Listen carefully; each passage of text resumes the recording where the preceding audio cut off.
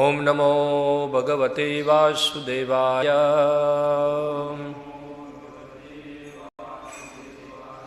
ओम नमो भगवते वासुदेवाय।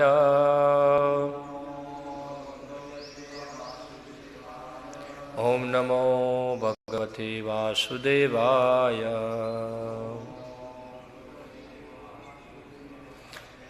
श्रीमद् भागवतम स्कंद 2 अध्याय 7 श्लोक संख्या 42।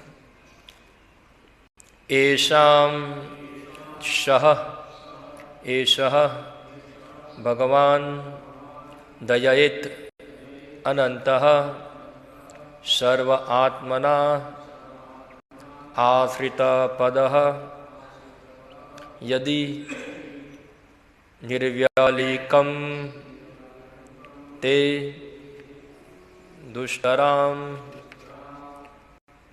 अतितरन्ति च देवमायां न तेषां मम अहम् इति धी स्वशृङ्गाला भक्षये।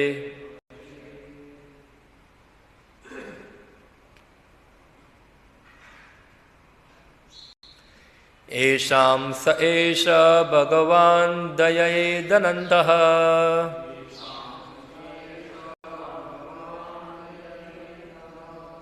सर्वात्मनाश्रितपदो यदि निर्व्यलीकम्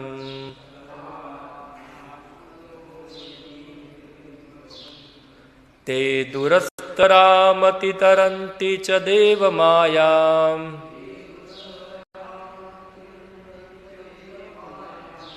नैषां ममाहमिति धीष्वशृङ्गालभक्षये।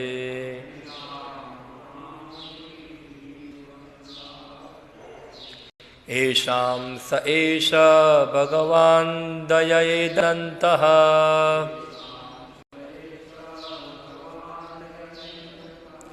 सर्वात्मनाश्रितपदो यदि निर्व्यालिकम्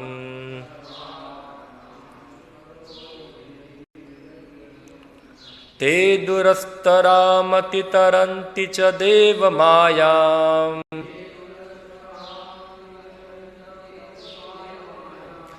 नैषां ममाहमिति श्वशृङ्गालभक्षये।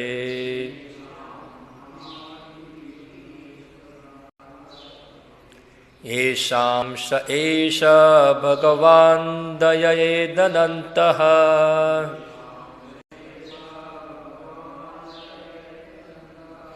सर्वात्मनाश्रितपदो यदि निर्व्यलीकम्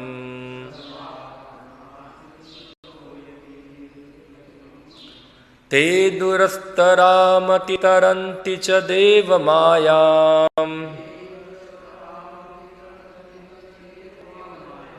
नैषां ममाहमिति धीष्वशृङ्गालभक्षये।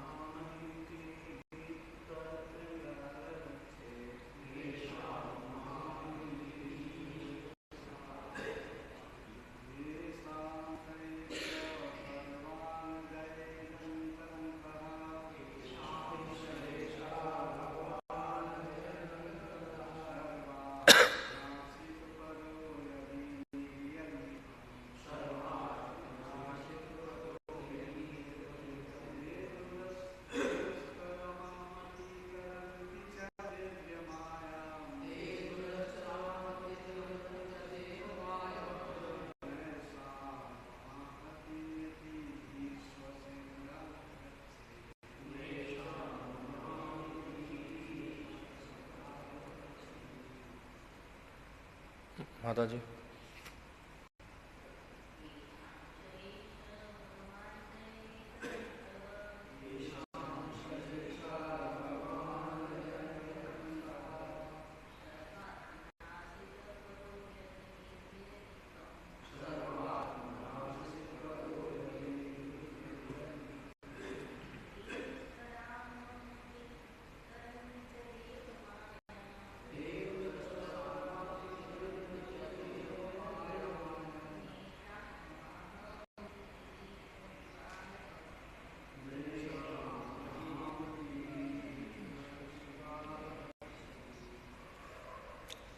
ऐशाम केवल उन्हीं पर शह भगवान, एषः यह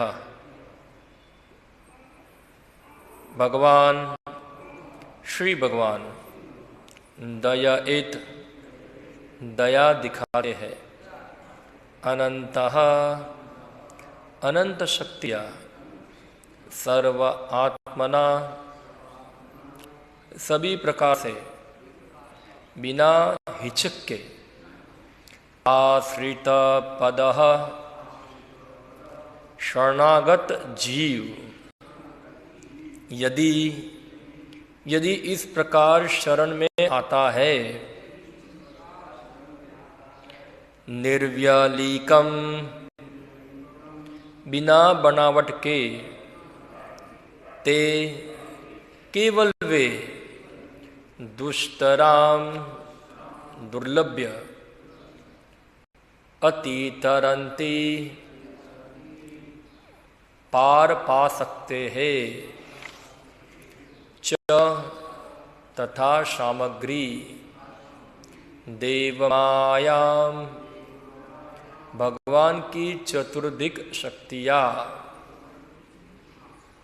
न नहीं ऐशाम उनका, मम मेरा, अहम मैं, इति इस प्रकार, धी चेतना, स्व कुत्ते, श्रृंगाल सियाड़, भक्षे भोजन के मामले में। अनुवाद एवं तात्पर्य कृष्ण कृपा मूर्ति अभय चरण अरविंद भक्ति वेदांत स्वामी श्री प्रभुपाद द्वारा। किंतु यदि भगवान की सेवा में निश्चल भाव से आत्मा समर्पण करने से परमेश्वर की किसी पर विशेष कृपा होती है, तो वह माया के दुर्लभ्य सागर को पार कर सकता है और भगवान को जान पाता है।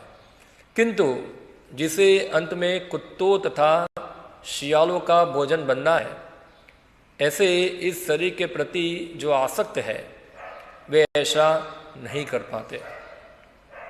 तात्पर्य, भगवान के अनन्य भक्त भगवान की महिमा से परिचित होते हैं और वे इतना तो समझते हैं कि ईश्वर कितने महान है और उनकी विविध शक्तियों का कितना विस्तार है। जो इस नश्वर शरीर के प्रति आसक्त रहते हैं वे भगवत विज्ञान के क्षेत्र में प्रवेश नहीं हो पाते।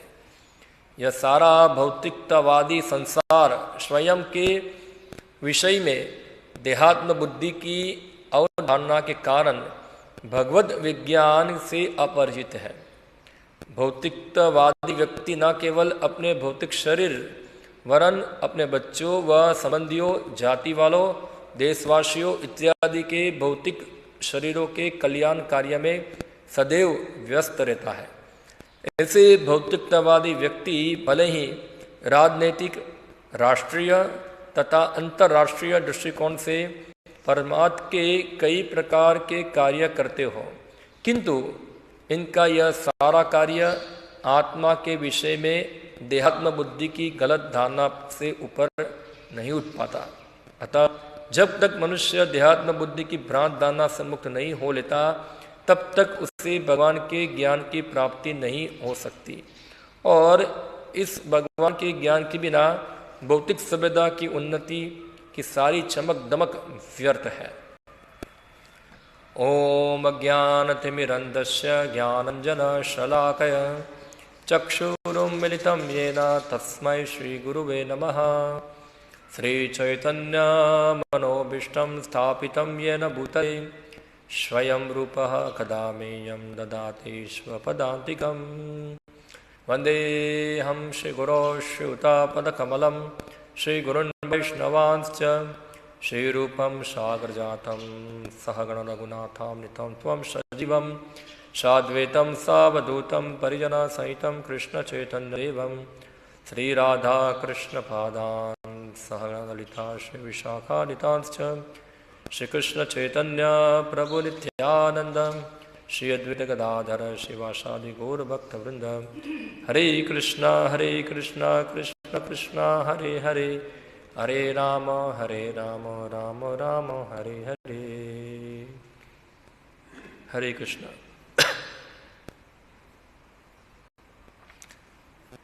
गीता के अंदर श्लोक आता है, न मे विदु शूरगणा न महर्षिना न सर्वशः अहम ही आदि देवानां। फिर क्या है, महर्षिनाम सर्वशः न मे विदु शूरगणा। तो भगवान बताते ना तो मुझे देवता लोग जानते हैं ना महर्षि लोग जानते हैं, क्योंकि देवताओं का सबका आदि कौन है, भगवान है। महर्षि नाम स सर्वशः, सभी प्रकार के महर्षियों का मैं उद्गम हूं। तो देवता वो उन्नत व्यक्ति है और महर्षि यानी कि जो लोग फिलोसॉफिकल समझ के अंदर बहुत आगे बढ़े हुए हैं, दार्शनिक है क्षेत्र के अंदर, तो वो लोग भी तो भगवान को समझने में गलती करते हैं। और बताए कि इवन भगवान अनंत जो है वही भगवान के गुणगानों को कितने समय से गा रहे हैं, फिर भी वो उसका अंत अभी तक आया नहीं है। यानी कि भगवान को समझना दुस्तर है, मुश्किल है, इतना आसान नहीं है। और ये श्लोक के अंदर बताया है कौन से व्यक्ति के लिए भगवान को समझना आसान है और कौन से व्यक्ति के लिए भगवान को समझना मुश्किल है। दो प्रकार के लोगों के बारे में बताया है। तो पहले के श्लोक के अंदर बताया ये सब लोग, बड़े बड़े लोग भी भगवान को नहीं जान पाते, उनके लिए मुश्किल है समझना। तो फिर कौन भगवान को जान पाएगा? ऐशाम, वो लोग, हाँ, ऐशाम स एष भगवान दयेद अनंत, वो लोग भगवान को जान पाते हैं जिनके ऊपर भगवान दया दिखाते हैं। हाँ, दयेद, दया यानी कि भगवान कृपा करते हैं। तो भगवान क्यों कृपा करते हैं? क्योंकि सर्वात्मना श्रितपदो यदि निर्व्य किलकम, क्योंकि उन्होंने भगवान को सर्वात्मा श्रुतिपद यानी कि उन्होंने भगवान का सब प्रकार से आश्रय ग्रहण किया है। इसे आश्रय ग्रहण किया है किसी प्रकार के कपट के बिना, हाँ, बिना किसी हेतु के बिना, कोई प्रकार का छल के बिना उन्होंने भगवान का संपूर्ण आश्रय ग्रहण किया है। इसलिए भगवान को उनके ऊपर क्या है? दया है। क्योंकि भगवान को उन पर दया है, इसलिए भगवान जो है उनकी दया से अपने आप को उन लोगों के सामने प्रकट करते हैं। तो ये सरल तरीका यहाँ दया है। जैसे एक श्लोक ऐसा ही श्रीमद् भागवतम में आता है, ज्ञाने प्रयास उद्पाश्य नमन्त एव जीवंती सदमुखरिता भवदीय वार्ता स्थाने शिता श्रुतिगता तनु वाक मनोभी ये प्रयासो अजितो भी जीतो त्रिसी त्रिलोक्या। तो बताए इसके अंदर कि भगवान जो है वो अजीत है। जैसे यहाँ लिखा है भगवान दुष्टर है। दुष्टर यानी कि उसको समझ पाना क्या है, बहुत मुश्किल है। तो भगवान अजीत है। इस अजीत यानी कि उनको जीतना, उनको समझना, उनको जानना वो मुश्किल है। हाँ, इसलिए ज्ञाने प्रयास उद्पाश्य, जो व्यक्ति अपने मनगढ़ंत तरीके से हाँ परम सत्य को जानने के लिए प्रयत्न करता है, ज्ञाने प्रयास उद्पाश्य, तो वो लोग भगवान को जान पाते हैं नहीं। मगर जब व्यक्ति अपने मनोरथ पे चलना छोड़ देगा, ये बहुत बड़ा एक बीमारी है। हाँ, मनोरथ पे चलना, इसका अर्थ ये है कि व्यक्ति जो है, जो उसके मन में जो आता है उसको वही सही मानता है। उसको कहते हैं मनोरथ। एक रथ है जो मन का बना हुआ है और उसके ऊपर वो सवार होता है। ऐसे भागवत में बहुत सारे श्लोक आते हैं जो मनोरथों के ऊपर बताते हैं। मनोरथेना अस्ति धावतो बहि, प्रहलाद महाराज बताते हैं। तो ये जो मनोरथ वाले हैं, जो अपने मन के रथ पे सवार होते हैं, मन पे रथ पे सवार होने यानी कि वो इंडिपेंडेंट रहना चाहते हैं। हाँ, ये उसकी बीमारी है। और ये बीमारी का थोड़ा लक्षण, थोड़ा टेम्परेचर थोड़ा हाई है, क्योंकि हर जीव जो है भगवान से विद्रोह करके जगत में आया है। तो विद्रोह करने के कारण उसकी बीमारी क्या है कि वो संपूर्ण रूप से स्वतंत्र रहना चाहता है, उनके ऊपर किसी प्रकार कंट्रोल ना हो, इवन के विचार के ऊपर भी कंट्रोल ना हो। मैं क्यों किसी विचार को अपने मन पे थोपूं? मैं खुद अपना विचार करूंगा। हाँ, तो ये जो भावना है, ये जो चेतना है ऐसी, ये आसुरी चेतना है। हाँ, मनोरथ पे चलना अपने, कि मैं किसी की बात को मानूंगा नहीं, मैं अपने मन के अनुसार ही चलूंगा। तो जो ये मन के अनुसार चलना है, जो मन के अनुसार चलते वो सब आसुरी है। इसलिए अब देखो, दो प्रकार के लोग होते हैं, एक देव और एक असुर। देवता लोग क्या होते हैं कि वो लोग कम से कम भगवान की सत्ता को स्वीकार करते हैं, इसलिए भगवान के आदेशों को मानते भी हैं शास्त्रों के माध्यम से। और जो असुर है वो लोग शास्त्रों के तथ्यों को, प्रमाणों को भी देने के बाद भी उनपे उनका विश्वास होता नहीं। खड़े हो जाओ, खड़े हो सकते हो, न्याय करके आए पता है मुझे। तो इतना तथ्य होने के बाद भी क्या होता है कि वो लोग इतने प्रमाण सुनने के बाद भी वो चीज को स्वीकार करते नहीं। जो उनका मानना है वो सही है। तो ये जो व्यक्ति है, भले ही वो भगवान को जानने का दिखावा करे या भगवान के बारे में बहुत बहुत चीज बताए, वो पूरा भगवान की माया शक्ति के कंट्रोल में है, क्योंकि ये प्रोसेस ही गलत है पूरा। ज्ञाने प्रयासोद्पास्य नमन्ते, ये प्रोसेस ही पूरा गलत है। तो भगवान को जानने का प्रोसेस जो है वो क्या है? नमन्ते। व्यक्ति को सबसे पहले ये विधि को त्यागना होगा, समझना होगा कि वो उसका मन सीमित है और भगवान असीमित है। इसको कहते हैं आस्तिक विज्ञान, थीस्टिक साइंस।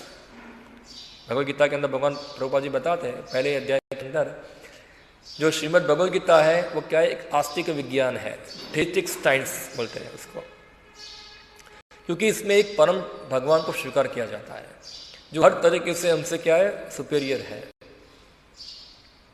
इवन जो मायावादी है, जो भी वो लोग भी सुपरफिशियली परम सत्य को मानते हैं, भगवान को मानते हैं, मगर वो भगवान उनके लिए क्या है? खाली एक शक्ति है। वो नहीं भगवान को जानते कि एक पुरुष है, एक व्यक्ति है, उनकी क्रियाएं है, वो सब नहीं जानते हैं। इसीलिए उनका सोकुल जो भगवान के प्रति पूजा भी होता है, जो भी वो दिखावा करते हैं, पूजा या साधना जो भी करते हैं, वो केवल क्या होता है? एक बनावटी होता है, और वास्तव में डिवोशन नहीं होता है, भक्ति नहीं होता है। इसलिए मायावादी लोग भी नहीं जान पाते। भले ही वो सुपरफिशियली हम देखते हैं कि मायावादी विष्णु की पूजा करते हैं, वो भी जप करते हैं, मगर उनकी धारणा विष्णु की नहीं है, ऐसी धारणा कि विष्णु परम है, हम उन सेवक हैं, ये बात नहीं जानते, इसलिए वो लोग भी कभी भी भगवान के विज्ञान को समझ पाते नहीं है। तो इन लोगों के ऊपर भगवान की दया नहीं होती है। ज्ञाने प्रयास पाश नमनते व, जो लोग झुकते हैं, किसको झुकते हैं? भगवान को झुकते हैं। भगवान को झुकना या भगवान के प्रतिनिधि को झुकना, दोनों में कोई अंतर नहीं है। और भगवान ने एक तरीका ही बनाया है गुरु शिष्य परंपरा, जो भगवान के मैसेज को लेके आती है परंपरा।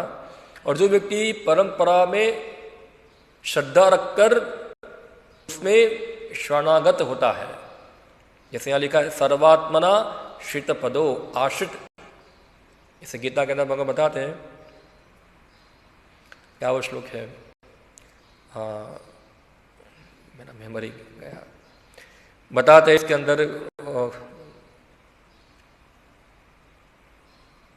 अच्छा श्लोक है, मन में नहीं आ रहा है अभी। भगवान बताया मद आश्रय, मेरा आश्रय ग्रहण करो इसके अंदर। तो ये जो भगवान का शरण ग्रहण करना क्या है? ये बीमारी को हटाने की दवा है। बीमारी क्या है? हम इंडिपेंडेंट हैं, हम स्वतंत्र हैं। तो ये बीमारी जो है, तो ऐसे व्यक्ति तो कभी भगवान को कभी समझ पाएंगे नहीं। उनके लिए भगवान हमेशा उनके लिए अजीत है, कभी नहीं जीत पाएंगे। वो झुकते हैं, ज्ञाने प्रयास पाश नमनते व, जो झुकते हैं, षडबीर मुखावित भवदीय वार्ता। और इस प्रकार वो क्या करते? परंपरा के अंदर भगवान के बारे में सुनते हैं, भवदीय वार्ता, जो भगवान की कथाएं वो सुनते हैं। तो इससे क्या होता है? तनु वाक मनो भी। और इस प्रकार तनु यानी कि शरीर, वाक यानी कि वाणी, मन यानी कि हमारा जो मन है, आत्मा का अर्थ अलग अलग होता है। यहाँ लिखा है सर्वात्मा। एक आत्मा का अर्थ क्या होता है? एक आत्मा का अर्थ होता है शरीर, एक आत्मा का अर्थ होता है मन, और एक आत्मा का अर्थ होता है जीवात्मा। तो सर्वात्मा का मतलब क्या होता है? सभी आत्मा है, मन, शरीर और जीवात्मा, तनु वाक मनो भी, तीन चीज हुआ। सर्वात्म सपनम, भी एक श्लोक आता है, सर्वात्म सपनम। तो जो व्यक्ति इस प्रकार से कर्मणा मनसा वाचा, हाँ, आश्रित पदो, भगवान का आश्रय लेगा, उनको शरणागत होगा, हाँ, किसी प्रकार के कपट भावना को न रख के, सब प्रकार के कपट को छोड़कर, यह प्रयास हो अजीतो भी जीतो। ऐसे व्यक्ति जो है, जो अजीत भगवान है, जिनको कभी जीता जा सकता नहीं है, वो भगवान को, ऐसे व्यक्ति जीत लेते हैं, क्योंकि ऐसे व्यक्ति भगवान की दया के पात्र बनते हैं। प्रसाद लेशानुगृहित एव ही जानाति तत्वम भगवन महिम्नो चान्य एको चिरम विचिद्वत। यही ब्रह्मा एक श्लोक में और बताते हैं, हाँ, कि अगर किसी के ऊपर भगवान के लेस मात्र क्या हुई है? कृपा हुई है। प्रसाद लेशानुगृहित एव ही जानाति तत्वम भगवन महिम्नो, वो व्यक्ति जो है भगवान की महिमा को जान सकता है, जिनके ऊपर लेस मात्र क्या है? भगवान की कृपा हुई है।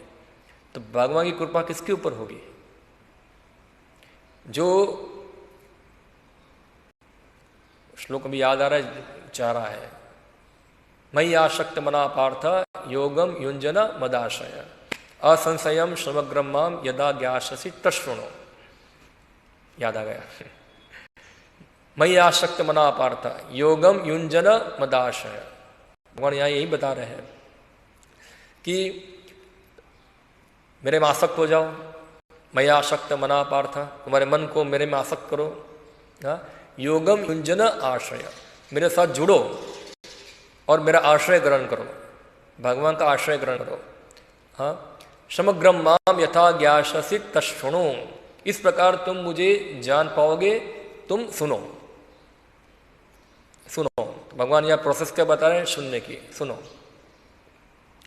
तो जो प्रभुपाद जी तात्पर्य बताते हैं, श्रृण्वताम शखता कृष्ण, जो भगवान के बारे में परंपरा में सुनता है, धीरे धीरे शरणागत भाव से श्रवण करता है, तो वो व्यक्ति के ऊपर भगवान की दया होती है, वो भगवान का दया पात्र बनता है। सुनना मीन्स खाली रोबोट की तरह सुनना नहीं, प्रणिपात श्रीवया, ये प्रोसेस है पूरा ये। तद विधि प्रणिपाते न परिप्रश्न न श्रीवया, प्रणिपात हो रहा, क्योंकि प्रणिपात होकर हम सुनते हैं, सेवा करते हैं। जो कुछ शब्द जो आ रहा है परंपरा के अंदर, ये शब्द जो है वो हमारे हृदय के अंदर धारण होता है। वो शब्दों के अर्थ जो है उसको हम समझ पाते हैं, जान पाते हैं, प्रकट होते हैं भगवान की कृपा से। हाँ, मगर सुनेंगे, कितना भी सुनेंगे, मगर शिवया प्रणिपात ये प्रोसेस नहीं फॉलो करते हैं, तो सुनने के बाद भी वो शब्द जो है उसका शक्ति जो है प्रकट नहीं करेंगे, वो खाली एक शब्द रह जाएंगे, वो शक्ति का अनुभव नहीं कर पाएंगे। क्योंकि परंपरा के शब्द जो होते हैं वो शक्तिमान होते हैं, उसमें बहुत शक्ति होती है, और ये शक्ति जो है जीवात्मा के अज्ञान को नष्ट करने के लिए होती है। मगर जीवात्मा प्रॉपर मनोवृत्ति से शरण ग्रहण नहीं किया है, तो क्या होगा, ये शब्द की शक्ति का अनुभव उसको हो पाएगा नहीं। इसलिए हम देखते हैं कई बार लोग भक्त बोलते हैं, हम बहुत पढ़ते हैं, हमको कुछ याद रहता नहीं है। याद रहता नहीं, इसका मतलब कि कुछ गड़बड़ी है। चलो हम पूरा गीता याद ना रखें, वो तो हमारे संभव नहीं है, तो जो एसेंस जो है, जो सार है, वो तो हमारी स्मृति में होना ही चाहिए। चलो हम इतने विद्वान नहीं बन जाएंगे, एसेंस क्या है, सार क्या है, वो हमारे दिमाग में होना चाहिए। और एसेंस हमने सुना था, एक श्लोक ऐसा ही, यश देवे परा भक्ति यथा देवे तथा गुरु तस्ते कथितार्था प्रकाशन्ते महात्मना। ये सभी श्लोक श्वेता स्वरूपनिषद में आता है। जिनको भगवान में, आध्यात्मिक गुरु में पूर्ण विश्वास है, उनके अंदर वेदों के सभी रहस्य क्या होते हैं, प्रकाशित होते हैं। यानी कि भगवान की, वेद का उद्देश्य क्या है, भगवान को जानना। वेद सर्वेर हम वेद्य, भगवान को जानना। तो ऐसे व्यक्ति के अंदर क्या होता है, ये जो भगवत महिमा जो है वो प्रकाशित होती है। पर यहां एक और व्यक्ति बताया है कि जिनको भगवत महिमा प्रकाशित होती नहीं है, और वो कौन है, नेशाम, उन लोगों को कभी नहीं होता है, भगवत महिमा कभी प्रकाशित होती नहीं। नेशाम, ये श्लोक बार बार आता है ऐसा, नेशाम नेशाम मतिस्तावद उरुग्रहामग्री, प्रहलाद महाराज बताते हैं। आप देखो हर श्लोक का अर्थ एक ही है, आप भागवत पढ़ेंगे ऐसा ही शब्द प्रहलाद महाराज उपयोग करते हैं, नेशाम मतिस्तावद उरुक्रमागृहे। उन लोगों के अंदर कभी भगवान के प्रति कृष्णा कॉन्सेप्ट प्राप्त हो पाएगा नहीं। हाँ, प्रहलाद महाराज बताते थे कि जब तक वो महान भक्तों के चरण कमलों से अपना अभिषेक नहीं करता है, तब तक उसकी मति जो है नेसा मदि तावद उरुग्रमाग्री, वो भगवान के चरण कमलों में उसका मति क्या होगा, आसक्त होगा नहीं, जब तक वो शुद्ध भक्तों के चरण से अपना अभिषेक नहीं करता है। यही तो यही बताते हैं यहाँ, नेशाम, उनको नहीं होगा, वो लोग भगवान के महिमा को जान पाएंगे नहीं। कौन, ममः इति, जो अहम ममा, ममा और मेरा, और ये शब्द भी भागवत में आता है, अहम ममेति, अहम ममा धी, जिनकी कॉन्शियसनेस क्या है, मैं और मेरा। और मैं और मेरा यानी कि जो व्यक्ति अपने आप को शरीर मानता है, क्योंकि मैं और मेरा कहां से चालू होता है, यहां से चालू होता है, यह अज्ञानता है। ऐसे व्यक्ति जो है वो कभी भगवान के महिमा को जान पाते नहीं है, तो तमोगुण में है। तो प्रभुपाद कितना अच्छा तात्पर्य बताया इसके अंदर, जो इस नश्वर शरीर के प्रति आसक्त रहता है, वे भगवत विज्ञान के क्षेत्र में प्रवेश नहीं हो पाता। देखो, एक तो शरीर से आसक्त होना और एक शरीर का उपयोग करना भगवान को समझने के लिए, दोनों में अंतर है। इसलिए शास्त्र में हम देखो तो दो क्रिया बताई है। एक तो व्यक्ति अपनी भौतिक इंद्रिय तृप्ति के लिए कर्म करता है और दूसरा कर्म होता है यज्ञार्थात कर्मणो अन्यत्र, वो होता है। दोनों की क्रियाएं समान ही होती है, कोई फर्क नहीं होता है। जो यज्ञार्थात कर्मणो करता है वो भी अपना कार्य करता है, और जो व्यक्ति इंद्रिय तृप्ति के लिए कार्य करता है वो भी अपना कर्म करता है। दोनों का रिजल्ट क्या होता है? अलग अलग आता है। जो यज्ञार्थात कर्मणो अन्यत्र करता है वो कर्म बंधन से मुक्त होता है, मगर जो व्यक्ति अपने इंद्रिय तृप्ति के लिए, अपने सुख के लिए कर्म करता है, वो व्यक्ति कर्मों की श्रृंखला में और बचता है, ज्यादा बंधन टाइट होता है उसका। तो जो देहात्म बुद्धि में है उनके लिए कोई हायर गोल होता नहीं है। देहात्म बुद्धि में उनका सुख क्या है? मैं और मेरा।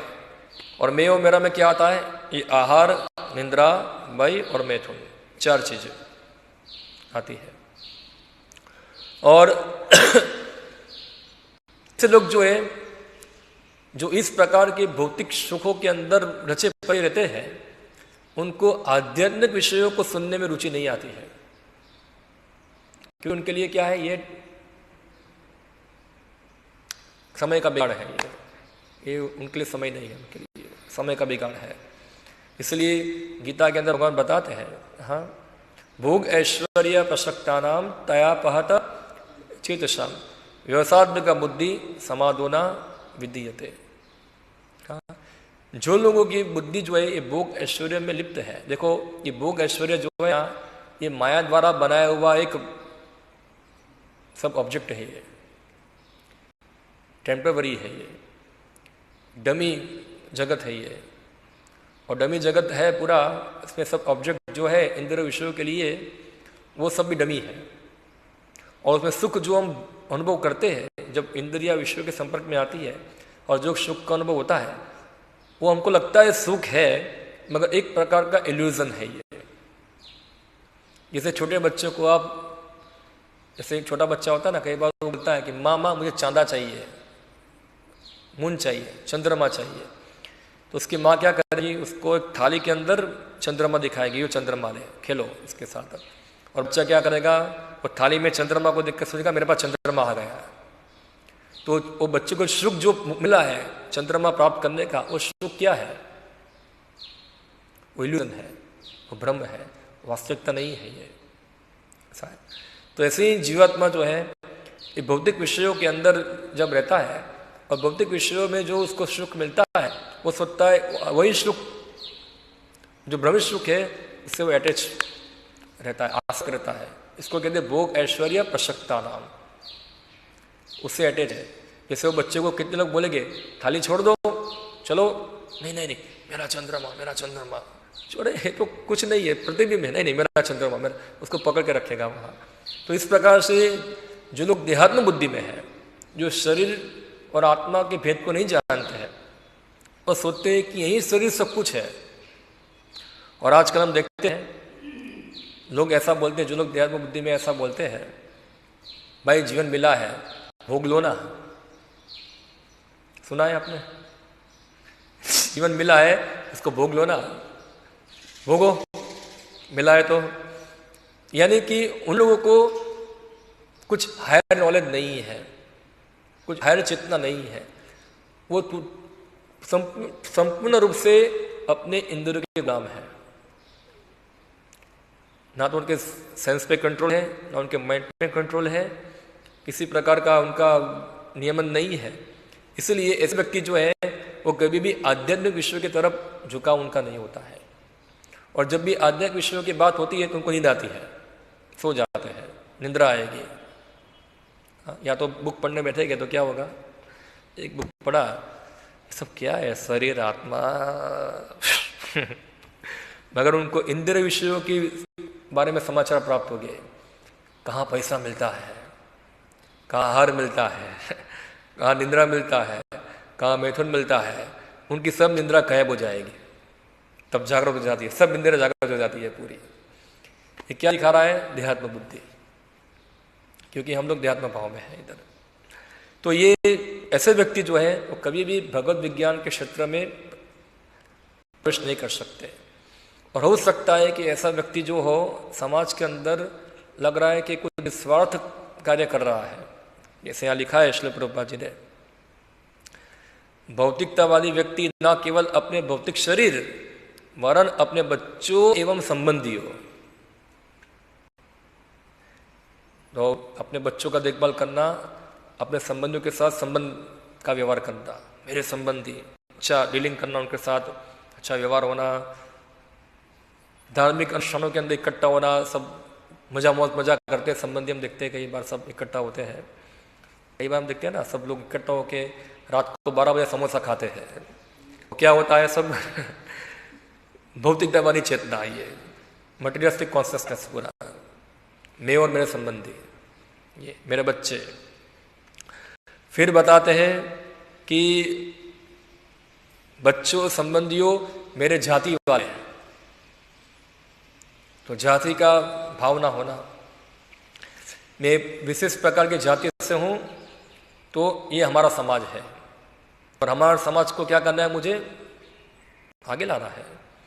तो हमारे समाज के लिए हम क्या करेंगे? हमारे समाज की सभी लड़कियां पढ़ी लिखी होनी चाहिए, इसलिए हम हमारे समाज के लिए क्या करेंगे? एक कन्या छात्रालय बनाएंगे, एक कन्या शाला खोलेंगे। या तो हमारे समाज के सभी लड़के के पास ये होना चाहिए, तो हमारे समाज के लिए कुछ स्कूल खुलेंगे, जो भी समाज के कल्याण की होती है, उनके खुद के समाज के लिए होती है ना ऐसी। सौराष्ट्र में तो ये जाति चेतना ज़्यादा चलती है यहाँ। हाँ, कोई बोलेगा मैं ब्राह्मण हूँ, मैं क्षत्रिय हूँ, वैश्य हूँ, शूद्र हूँ, ये क्या है? जाति। अब अभी आओ आप यहाँ से रास्ते पे, तो अभी 14 अप्रैल का ट्रेलर चालू हो गया है रास्ते के ऊपर।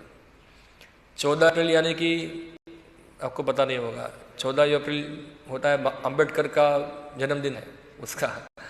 तो अंबेडकर, इसका संबंध था दलित लोगों के साथ। हमारा अंबेडकर, हम दलित को, तो उनका वावा वावा वावा चलते आता है पूरा। उसी प्रकार हम क्षत्रियों को बुरा बोल दिया, हम लोग आंदोलन करेंगे। क्या है? देहात्म भाव, हम क्षत्रिय है, ऐसा है। या तो हम फलाना है, ढिकना है, जो भी है। तो ये बताते जाति वालों, जो ये अपने आप को विशेष जाति के साथ संबंधित मानता है कि मैं ये जाति से हूं, और उससे ऊपर उठेगा देशवासियों, हाँ, राष्ट्रवाद, देशवाद, भारत माता की जय, पाकिस्तान हाय हाय, सबको बोलना है भारत माता की जय, पाकिस्तान की हाय हाय बोलना है। और पाकिस्तान वाले बोलेंगे भारत की हाय हाय, पाकिस्तान जिंदाबाद बोलेंगे। तो हमारा देश है भारत, भारत को प्रेम करना है, सब देशवासियों को भारत को प्रेम करना है। और कैसे प्रेम करना है भारत को? क्योंकि भारत को हमको दुनिया से नंबर 1 ले जाना है। सभी भारतीय श्रेष्ठ है, हमको भारतीयों ने में गर्व है। हम 2050 तक भारत को विकसित राष्ट्र बना देंगे, हम नंबर 1 हो गए। ये सब क्या है? ये सब देहात्म बुद्धि है, ये सब देहात्म बुद्धि है, इत्यादि इत्यादि। फिर यहाँ श्री प्रभुपाद जी बताते हैं भौतिक शरीर के कल्याण कार्य में सदैव व्यस्त रहते हैं। ऐसे भौतिकतावादी व्यक्ति भले ही राजनीतिक, राष्ट्रीय तथा अंतर्राष्ट्रीय दृष्टिकोण से परमात्मा के कई प्रकार के कार्य कर रहा हो, कोई राजनीतिक रूप से कार्य कर रहा हो, जैसे मैंने बताया मुझे मेरे देश को नंबर 1 बनाना है, हो सकता है कि उसका कोई स्वार्थ नहीं है, पूरा निस्वार्थ कार्य कर रहा है। उदाहरण दे आपको महात्मा गांधी का, तो महात्मा गांधी की बहुत सम्मान होता है भारत के अंदर, क्योंकि भारत के लिए उन्होंने क्या किया? बहुत कुर्बानी दिया, बहुत सेक्रीफाइस किया। महात्मा गांधी या अन्य जितने भी फ्रीडम फाइटर हैं, बहुत सेक्रीफाइस किया उन लोगों ने, अपना बलिदान किया, जान का ही बलिदान किया।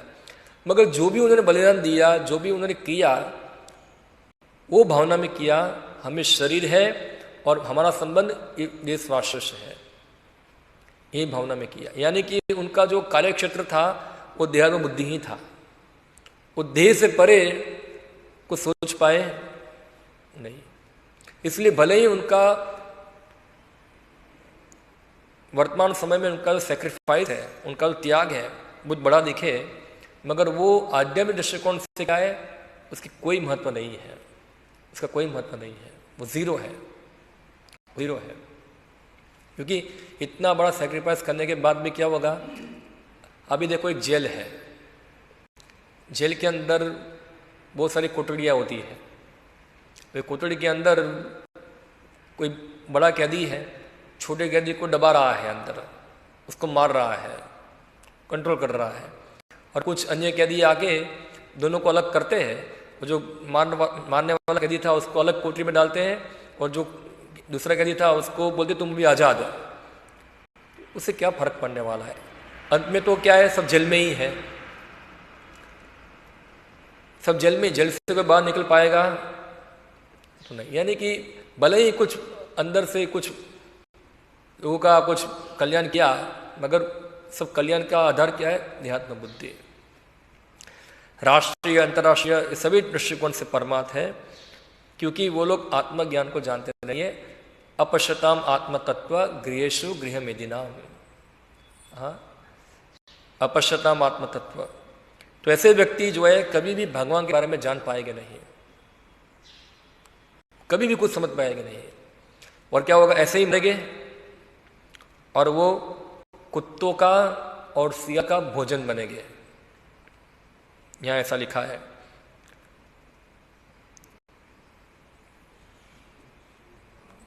जो ऐसा ही श्लोक श्रीमद् भागवतम में भी आता है, पशुघ्नाथ।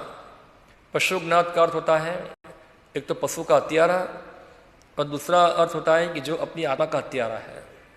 ऐसे व्यक्ति जो है वो भी भगवान के बारे में सुनने में उनको रुचि नहीं आती है,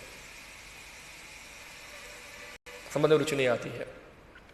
तो सबसे प्रथम जो विषय है आध्यात्मिक जीवन के अंदर, ये सत्य और असत्य के बीच में भेद को समझना, ये बहुत जरूरी है जानना। क्या है सत्य और क्या है असत्य। और हमको समझना है कि जीवात्मा जो आत्मा है वो सत्य है, और शरीर जो है असत्य है। ये भौतिक जगत भी असत्य है, भगवान सत्य है, उनकी भक्ति सत्य है, उनकी सेवा सत्य है। इसके अलावा जो भी है वो सब क्या है, क्षणिक है, टेम्पररी है। इसलिए जो व्यक्ति वास्तव में सत्य असत्य के बीच में भेद को जानता है, वो कभी भी असत्य वस्तु के प्रति आसक्त होगा नहीं, अटैच नहीं होगा उससे।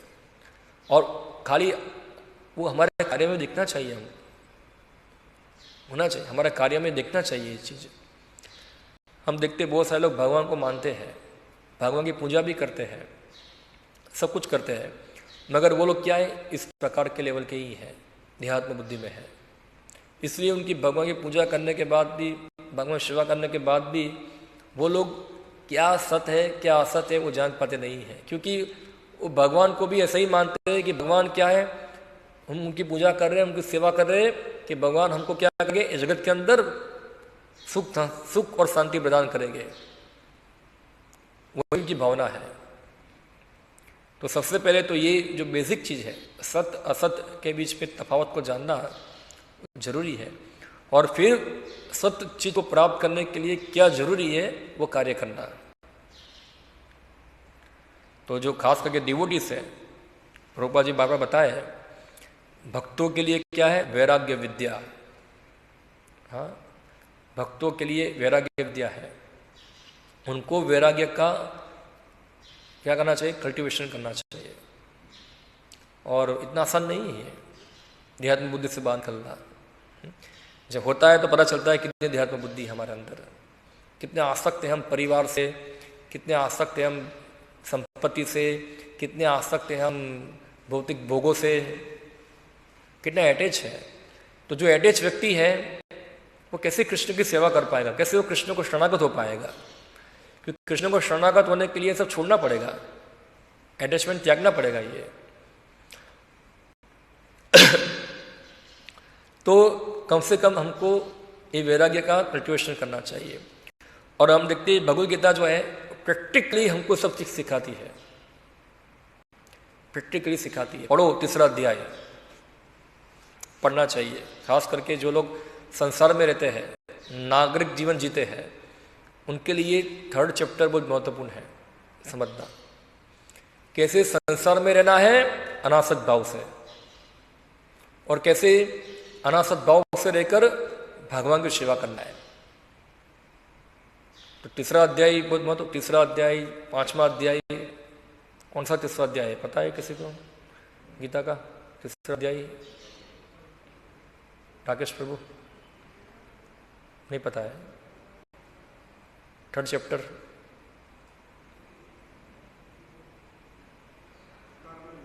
कर्म क्या है? कर्मयोग।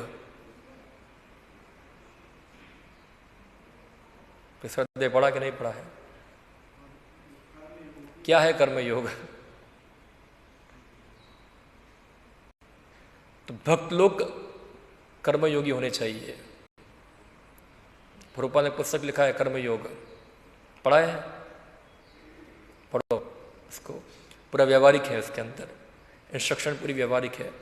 जो खास करके सांसारिक जीवन में जीते हैं, कैसे उनको कर्म करना है उसका पूरा लेखा जोखा उसके अंदर बताया है, कि जिससे हम कर्म के बंधन में ना फंसे। हाँ, कैसे हम हमारे कर्म फलों को भगवान को अर्पण करते हुए कर्मों के रिएक्शन से मुक्त हो। क्योंकि कर्म तो करना है, जब तक व्यक्ति देहात्म बुद्धि में है कुछ ना कुछ काम तो करना पड़ेगा उसको। हाँ, तो काम करेंगे तो कर्म फल का बंधन भी होगा। मगर वही कर्म के फल को जब भगवान को अर्पण करते हैं तो क्या हो जाता है, वो मुक्ति का कारण बनता है। जैसे कि उदाहरण देते हैं, एक व्यक्ति पकाता है और खुद खाता है, क्रिया की है। एक व्यक्ति पकाता है, भगवान को अर्पण करता है, तो पकाकर भगवान को अर्पण करने वाला व्यक्ति जो है वो कर्म बंधन से मुक्त होता है, और जब पका के खुद खाता है वो कर्म बंधन में बनता है। इसी प्रकार कोई ना कोई कुछ ना कुछ कार्य करता ही है। हर कार्यों का लक्ष्य होना चाहिए विष्णु आराधना। अगर वो नहीं है, वो लक्ष्य नहीं है, तो हमारे लिए कर्म बंधन बंधा हुआ है, वो है हमारे लिए, तो हम कर्म बंधन से मुक्त हो पाएंगे नहीं इसके अनुसार। तो व्यवहारिक शिक्षाएं सब भागवत में है। तो हमको क्या करना है, हमारे कर्म फल जो है भगवान को अर्पण करने हैं, और शरीर का निर्वाह करना है, और साथ साथ भगवान के बारे में हमको परंपरा से सुनना है। ये हमारे जीवन का मापदंड होना चाहिए, ये लक्ष्य होना चाहिए। ठीक है, हमको काम करना है। तो लक्ष्य क्या है हमारा, शरीर चले और बाकी जो हमारा शक्ति है वो भगवान को अर्पण हो फल के रूप में, और फिर हम भगवान के बारे में सुने जाने, जिससे हम भगवान को अटैच हो पाए। तो ये प्रक्रिया चलनी चाहिए। कृष्ण भावना भावित कर्मयोग होता है, वरना क्या होगा, भगवान के ज्ञान के बिना भौतिक सभ्यता की उन्नति की सारी चमक दमक व्यर्थ है। हाँ, अगर हम भगवत विज्ञान नहीं जानते हैं तो जो भी भौतिक सभ्यता है क्या वो सब जीरो है। जैसे कि बहुत बड़ी एक, क्या बोलेंगे इसको अंग्रेजी में इसको फिगर बोलते हैं, हिंदी में क्या बोलेंगे, अंक। कोई बहुत बड़ा अंक है, 5 अबज, करोड़ों मिलियन ट्रिलियन, इतना बड़ा अंक है। इतना बड़ा अंक होगा, उसको जीरो के साथ आप मल्टीप्लाई करेंगे तो क्या होगा, वो जीरो ही होगा, जीरो हो जाएगा। इतनी बड़ी भौतिक सभ्यता है जो हमने बनाई है, अगर उसका संबंध कृष्ण के साथ नहीं है तो सब क्या है, जीरो है, कुछ फायदा नहीं है उसका। श्रम वही केवलम, जीरो। इसलिए क्योंकि हर वस्तु का कनेक्शन भगवान के साथ है, तो हर वस्तु को भगवान के साथ जोड़ना चाहिए। जैसे श्री प्रभु जी बताते हैं, बहुत सारे जीरो है, उसके आगे 1 लग जाता है तो क्या होता है, वो जीरो की वैल्यू बढ़ जाती है। तो जो व्यक्ति का संबंध परम सत्य के साथ होता है तब उसकी कुछ वैल्यू बढ़ती है। जैसे स्क्रू होता है, स्क्रू नीचे गिर जाएगा, उसका क्या वैल्यू है। वही स्क्रू जब मशीन में लगता है तो उसका वैल्यू होता है। वही हाथ कट जाता है हमारा, उंगली कट जाएगी, नीचे गिरेगी, क्या करें हम, कुछ काम की नहीं है। मगर वही उंगली जो शरीर के साथ जुड़ी हुई है, उसमें कोई रोग आता है, हम कितना पैसा खर्च करते हैं। हाँ, तो आधुनिक सभ्यता क्या है, भगवान से कटी हुई है, व्यर्थ है। अगर वो भगवत ज्ञान प्राप्त नहीं करती है। बहुत बड़ा विषय है ये, यहाँ समाप्त कराऊं। हरे कृष्णा। किसी कोई प्रश्न है, कमेंट है? हाँ, जैसे मैंने बताया कि शरणागत भाव से सुनना चाहिए। हाँ, शब्द जो प्रकट होते हैं,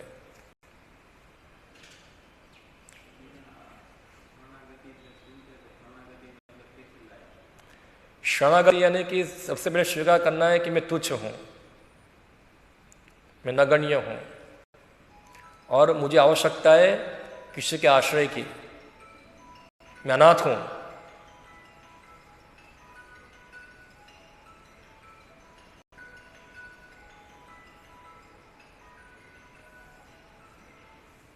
मैं अनाथ हूं, मैं पूरा एकदम खराब स्थिति में हूं और मुझे अभी भगवान का आश्रय मिल रहा है, ऐसा भावना अंदर होना। और ये जो कुछ मुझे मिल रहा है, जो कुछ मिल रहा है वो मेरे कल्याण के लिए है, इससे मेरा अपना कल्याण होगा। ये भावना में हम जब ग्रहण करते हैं तो ये चीज़ हमारे प्रकट होती है। इसके अंदर हमारे अंदर सेवा, हम भगवान की सेवा करते हैं, गुरु की सेवा करते हैं, उनमें श्रद्धा रखते हैं, उनके वाक्य में विश्वास करते हैं। वो जो बता रहे हैं उनमें विश्वास होना चाहिए उनके अंदर। ऐसा नहीं ठीक है मैं एक चीज को मानता हूं, एक चीज को नहीं मानता हूं। ठीक है, एक स्तर हो सकता है कि हमारा क्षमता नहीं है वो चीज का पालन करना, वो चीज को समझना, वो अलग चीज है। मैं कम से कम एक सिद्धांतिक रूप में तो स्वीकार करना चाहिए कि नहीं ये चीज सही है, भले ही मैं उसको पालन नहीं कर पा रहा हूं, मगर ये चीज तो सही है। तो कम से कम ये क्या है, निष्कपटता दिखाती है। क्लियर? मगर जो कपट भाव से होता है वो लोग नहीं समझ पाएंगे चीज को।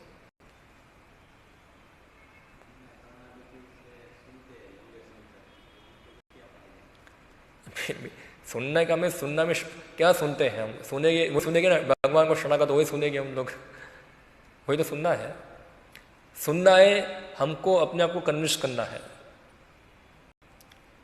क्या है? हमको कन्विंस करना है। क्या कन्विंस करना है? कि कृष्ण भक्ति ही जीवन का लक्ष्य है, भोग विलास जीवन का लक्ष्य नहीं है। मगर क्या होता है, हमको अभी भी हमको विश्वास क्या है, नहीं नहीं ये भोग में कुछ सुख तो है, ऐसा है, सब लोग भोग करें, चलो थोड़ा मैं भी ट्राई करता हूँ वहाँ, ये भी कुछ महत्वपूर्ण है। हम कन्विंस नहीं है। जो कन्विंस करना है अपने आप को, तो जो गुरु होते हैं वो अलग अलग तरीके से हमारी बुद्धि को कन्विंस करते हैं। हाँ, जैसे अर्जुन को भगवान कृष्ण ने कन्विंस किया। भगवान ने फोर्स नहीं किया अर्जुन को तुम युद्ध करो, भगवान ने कन्विंस किया उसको। अर्जुन के बहुत सारे डाउट थे, भगवान ने हर प्रकार से उसकी बुद्धि को क्रैक कर दिया वहां से, और अर्जुन के पास भागने का कोई रास्ता बचा ही नहीं। वो कहाँ जाए, वो सब जगह से उसके गेट बंद कर दिए। हाँ, ऐसा करोगे ऐसा होगा, ऐसा करोगे ऐसा होगा, ऐसा करोगे ऐसा होगा। अभी क्या करना है बोलो? देखो हम देखते हैं तीसरे अध्याय के अंदर प्रभुपाद जी रात पर हम लिखते हैं कि अर्जुन युद्ध छोड़ना भागना चाहता है। भगवान बताते देखो एक तो मैं युद्ध चाहता हूं तो तुमको युद्ध करना है, अगर तुम मैं चाहता युद्ध तुम नहीं करोगे फिर भी तुमको स्वभाववश युद्ध करना ही पड़ेगा। अभी पूरा भगवान ने उसको समझा दिया हर चीज। फिर भगवान ने निर्णय छोड़ दिया किसके ऊपर? अर्जुन के ऊपर। अभी अर्जुन तुम्हारा क्या विचार है? क्या तुम कन्विंस हो? क्या तुम समझ गए हो क्या है? तो भगवान अर्जुन की स्वतंत्र इच्छा का सदुपयोग करना चाहते हैं कि वो अपनी स्वतंत्र इच्छा का सदुपयोग कर भगवान की बात माने, भगवान शरणागत हो जाए। फिर भगवान ने पूछा समझ में आया तुमको? फिर से गीता बोलूं? अर्जुन समझ गया। वो जान गया क्या है। तो जब तक हम कन्विंस नहीं होते हैं तब तक वो समझना पड़ेगा। ठीक है, ओके। और कोई प्रश्न किसी का? हाँ, मनोरथ के मायावादी।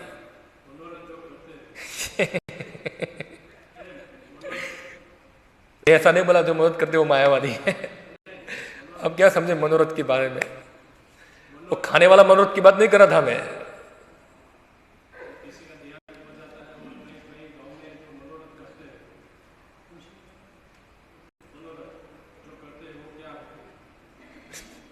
अब कौन से मनोरथ की बात कर रहे हैं? मैं जो क्लास के अंदर मनोरथ बता रहा था वो खाने वाला मनोरथ नहीं है। वो मनोरथ क्या है? जो अपने मन पे घूमता है उसको मनोरथ कहते हैं। वो मनोरथ ने नाम दिया है पुष्यमा के अंदर, जो भगवान को 56 भोग लगाते हैं उसको मनोरथ बोलते हैं। जो मन की इच्छा होती है वो पूरी हो जाए इसलिए हम भगवान को भोग लगाते हैं। वो मनोरथ की बात नहीं हो रही यहाँ।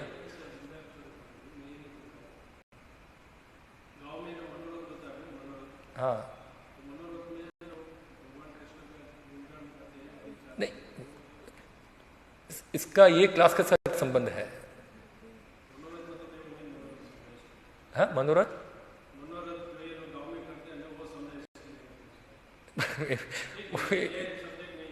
ये मनोरथ नहीं है ये। अब थोड़ा शब्द समझो क्या है मनोरथ का अर्थ क्या होता है।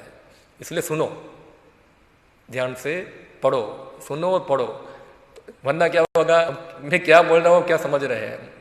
या मनोरथ क्या हो रहा है? मनोरथ यानी कि जो मन पे रथ पे सवार है उसको मनोरथ बोलते हैं। खाने वाला मनोरथ नहीं है। तो इसलिए हमको हमारे जो पूर्व किसको बोलते पूर्व पक्ष, शास्त्र बोलते पूर्व पक्ष, पूर्व पक्ष पूर्व धारणा है। हमारे मन में शब्दों के प्रति पूर्व धारणावाड़ी बनी हुई है। इसे जो शब्द जो आता है ना वो शब्द का अर्थ भी हम वही निकलते हैं। जैसे मैं बात शब्द प्रकट नहीं होगा क्योंकि वही धारणा बनी हुई है। तो शब्दों को समझना होगा गुरु परंपरा के अंदर। जैसे मैंने बताया एक ही आत्मा का अर्थ तीन होता है, तो हमको जानना पड़ेगा आत्मा का अर्थ क्या क्या है या भगवान कौन सी आत्मा के बारे में बता रहे हैं। तो सुनना पड़ेगा हमको, ध्यान से समझना पड़ेगा, शास्त्र को जानना पड़ेगा। वरना फिर बोलेंगे आत्मसमर्पण, तो बोले मैं तो शरीर का समर्पण कर दिया है। तो क्या अर्थ आत्मा का है हमको जानना पड़ेगा। ठीक है, तो पढ़ना चाहिए हमको। पढ़ते हैं आप भगवत गीता भागवतम? कितना पढ़ते हैं दिन में? है अभी स्टार्ट किया है कब मिलेगा टाइम? जब हॉस्पिटल में जाएंगे तब टाइम मिलेगा हमको। हाँ देखो मेरी बात आपको मैं बता रहा हूँ, फ्रेंकली बता रहा हूँ क्या है। हम लोग बहुत डेंजर स्थिति में है। हमारा आध्यात्मिक जीवन बहुत डेंजर स्थिति में है। अगर हम नहीं पढ़ेंगे, नहीं जानेंगे तो हमारा जीवन बर्बाद हो रहा है। भले ही हम सुपरफिशियल माला करें, मंदिर आ रहे हैं, सब कुछ कर रहे हैं। ऐसा मत सोचो कि सब चमत्कार हो जाएगा। ऐसे ही गाड़ी ठोक जाएगी एकदम नीचे चले जाएंगे ऊपर। ऊपर तो नहीं जाएंगे, भगवान जाने ऊपर जाएंगे नहीं जाएंगे इधर, मगर जहां भी जाएंगे जो अवसर मिला है वो गवा देंगे। ऐसा मत सोचो कि 10 साल के बाद मुझे टाइम ही टाइम मिलने वाला है, मैं पढ़ूंगा। ऐसा है 10 साल के बाद टाइम मिलेगा, हो सकता है टाइम मिल जाए, तब आपकी आंखें बुद्धि काम नहीं करेगी।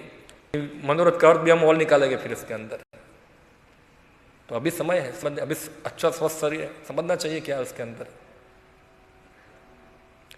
फर्स्ट क्लास इंटेलिजेंट बनना चाहिए, सेकंड क्लास थर्ड क्लास नहीं। पता है ना 3 प्रकार बुद्धिशाली होते हैं। कौन कौन होते हैं? फर्स्ट क्लास, सेकंड क्लास और थर्ड क्लास। फर्स्ट क्लास बुद्धिशाली किसको बोलते हैं? जो सुन के ही समझ जाता है कि जीवन अनित्य है, समय कम है, हमको कृष्ण भावत बनना है, इसको फर्स्ट क्लास बुद्धिशाली बोलते हैं। सेकंड क्लास किसको बोलते हैं? जो देखता है वो गया, मैं भी जाने वाला हूं, और वो देखकर उसको लाइट हो जाती है, फिर अरे नहीं हमको भी सीरियस बनना है, क्या है, तो ये सेकंड क्लास बुद्धिशाली बोलते हैं। और थर्ड क्लास किसको बोलते हैं? जो खुद अनुभव करेगा। तो हमको क्या बनना चाहिए? कम से कम सेकंड क्लास बुद्धिशाली होना चाहिए, कम से कम फर्स्ट क्लास तो ना हो इतना। ठीक है, ओके। हरे कृष्णा। श्रीमद् भागवतम की जय। हाँ प्रश्न है जो, हाँ ठीक है। हरे कृष्णा। श्रीमद् भागवतम की जय।